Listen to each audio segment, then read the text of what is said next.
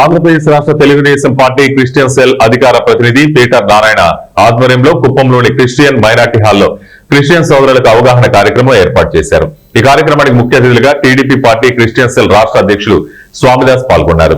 ఆయనకి కుప్పం క్రిస్టియన్ సోదరులు ఘన స్వాగతం పలికారు.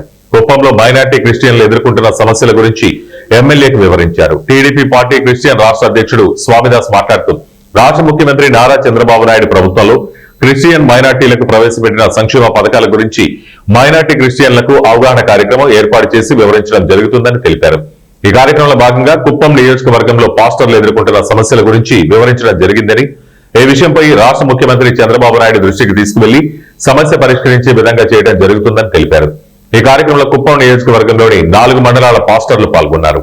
ఒక అవగాహన సదస్సు పెట్టుకొని గౌరవ ముఖ్యమంత్రి వర్యులు నారా చంద్రబాబు నాయుడు గారు మనకు ఏమేమి సంక్షేమ పథకాలు ఇస్తున్నారో అవన్నీ వీళ్ళకు చెప్పడానికి ఈరోజు కుప్పం నియోజకవర్గంలో వచ్చాము.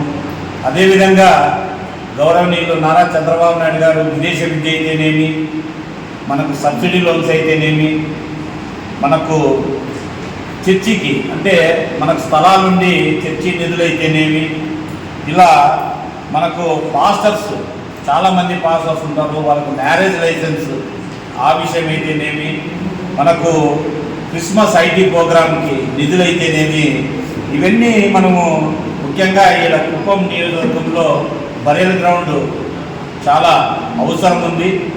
ఈ పాస్టర్స్ అంతా నా దృష్టికి తెచ్చారు. తప్పకుండా నేను గౌరవనీయులు నారా చంద్రబాబు నాయుడు సార్ దృష్టికి నేను తీసుకెళ్తాను.